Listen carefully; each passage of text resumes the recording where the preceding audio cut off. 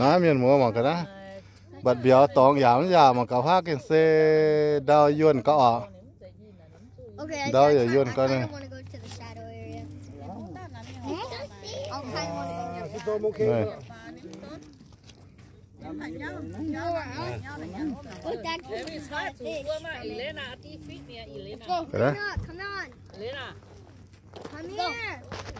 วันนั้นนะนั้นตอนตรงนั้นเขียนจะเบียวโลนะมังกะกันตัวหงเหวกันน้ำตัวแล้วแกะเนี่ยบุยอยู่เดี๋ยวกระเดียคุยยันเนี่ยเต่าตัวอีเต่านะเปิดเบียวสุดทั้งน้อยมังกะติดการเงาเนี่ยเนยตัวน่ะสินดอกโม้ตัวน่ะนี่มังกะนะอ้วนหัวฟ้าเนี่ยโอ้ตุ๊ตาเนยตุ๊ตากันนะเดี๋ยวเดี๋ยวนะยางป่ะนะก้อนแต่เดี๋ยวยางน้ำหิวเนี่ย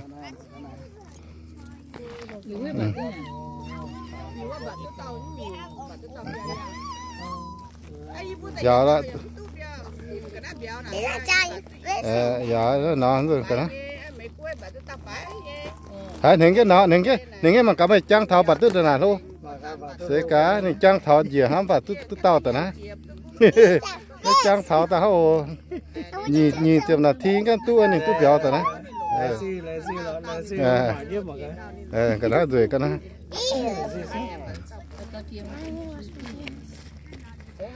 mày tìm bùng đi đâu á mày trang thảo bạt tới tao nó tìm bùng á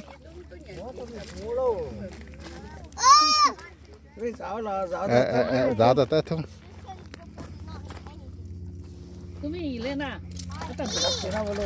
nè giờ cái đi nè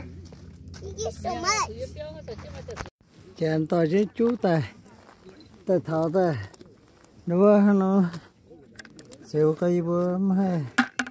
mà sụt na liu ya rồi biểu nhà tiền nhà làm quân là cái này bữa sụt na chúng ta như nó phun cái tao rồi lại chi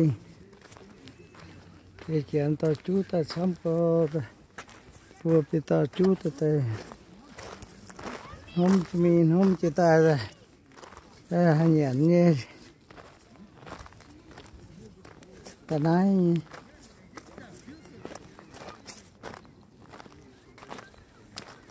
rồi lâu thì họ ta dẻo ồm bùa cái đó giang buông láp chỉ cô thảo yên thôi phải là như chìm muốn được bữa em buông buông vào ạ cái chán nó láp chỉ cô hay lo phải là như chìm muốn được buông vào buông tay hết trên mà buông quá này luôn quán thành nó khẩm ta đó nhìn thôi thì sao nó ta láp đi cố coi thì nó là quán thành nó khẩm vậy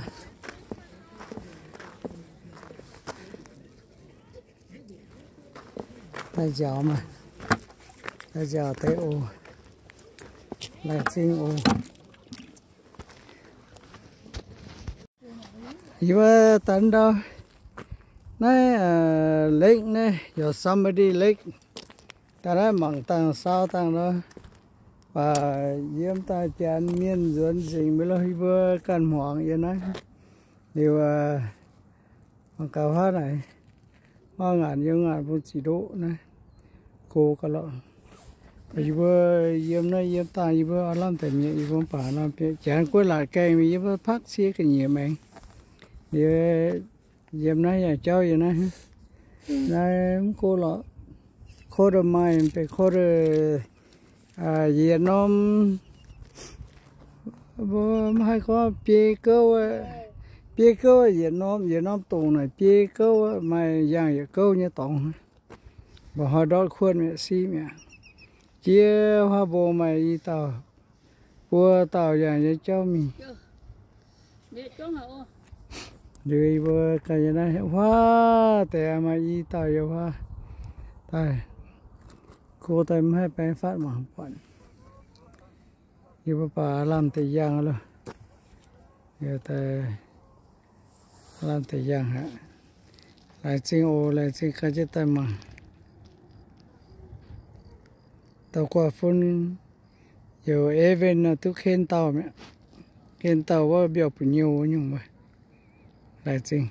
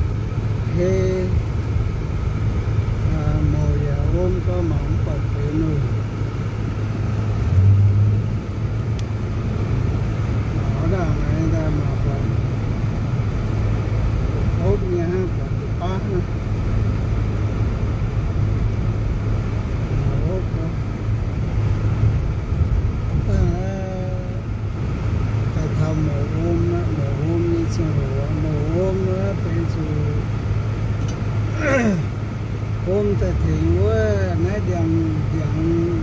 xuất nom xuất xuống xuất qua xuất xuống đó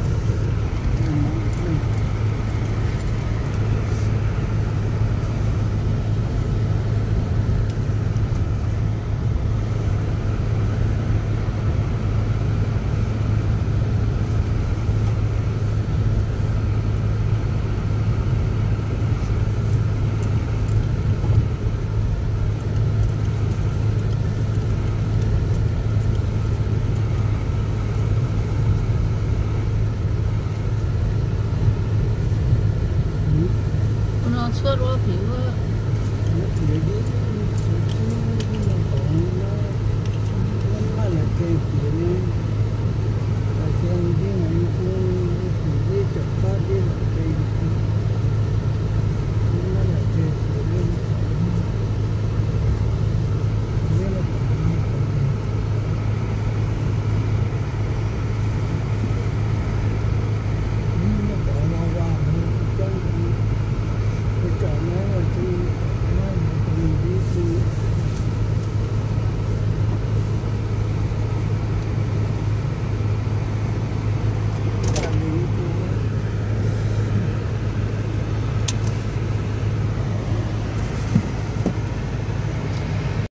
mà cả luôn ốp đó thả này phía này hê luôn mà cả nó mài cái đấy luôn có một cái xóm cơ xe những nhà mai rẻ lắm mấy cái tại sao quý bà coi tại sao dẻo hết lắm nhiều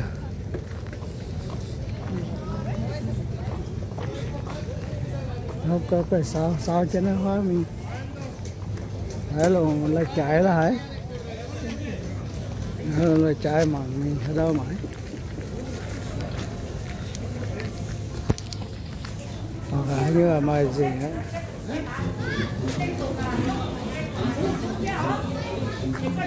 mày không chỉ là hả như này không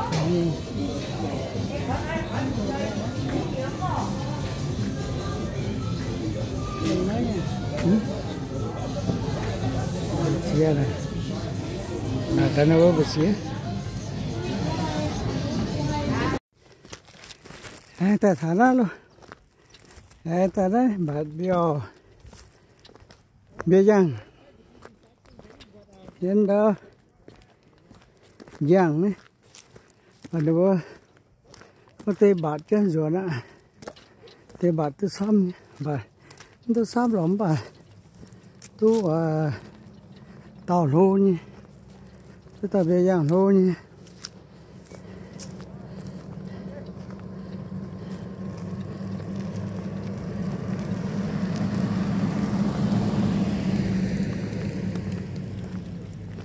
mà cả đi nè sống cây to béo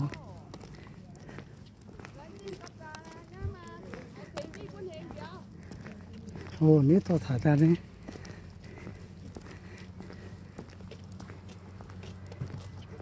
mà con này chứ mày béo chứ xíu ta bốn tê có vô bỏ tăng là chi ô nó à là đó là chi ô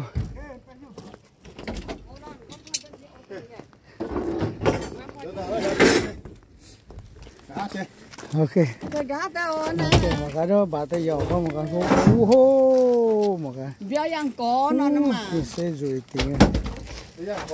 tốn tao tôm có bà tao mà ní tốn tao có bà tay bà tôi rồi có loại dầu không bà rồi hết ta giờ đó mới tập quan ok phải on nha ok như vậy nó dẻo tăng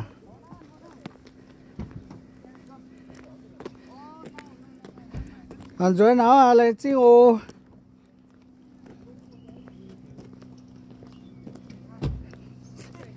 tại sao nó như miếng ok mà rồi phải on nhé tay qua ok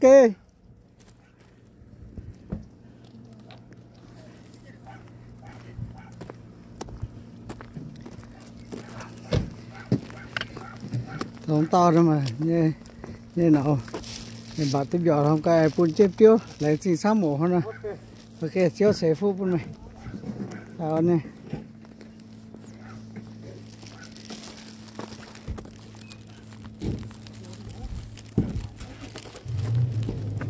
này phun chân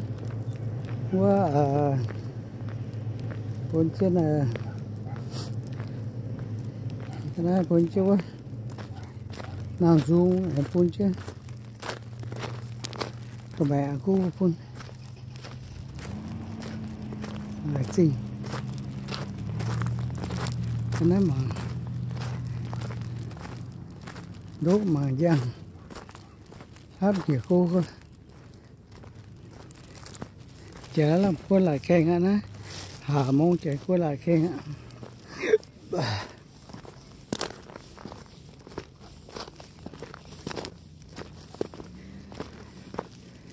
lại chi ô lại chi cái chứ ta mặn ô cái lai khen chứ béo cái lai nè chụp chọt béo tháo ra từ đó đi này cứ thế xíu chứ thôi chứ thôi mà thôi chứ thôi chứ ta mà thôi chứ ta ôm cho phụ cửa xíu chứ mà mình xíu chứ này đó mà đi nói cái gì tiểu đô khu đó miếng hiếu này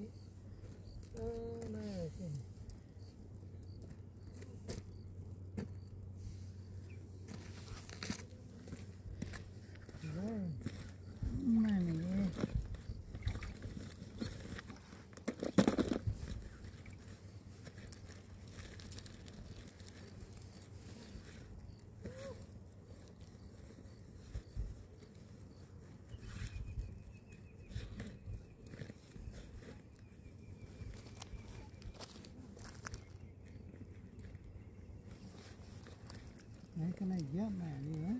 hết cái tập bộ tóc hơi đôi giống như mà rồi tóc hài giống như mà rồi tập bộ tóc nữa nè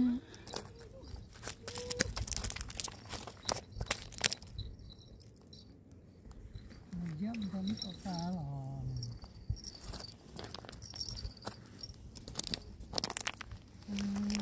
nha này cho chiên lò này.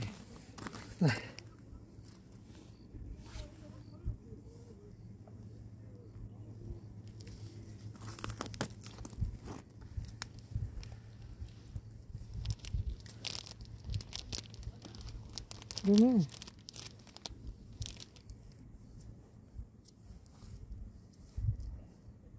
Như này, như này. Cái dép cái giỏ thật tập này. Cái giỏ đi này.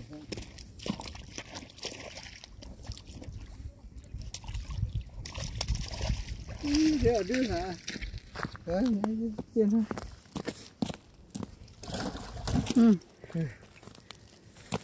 Ngồi đi. Mày cũng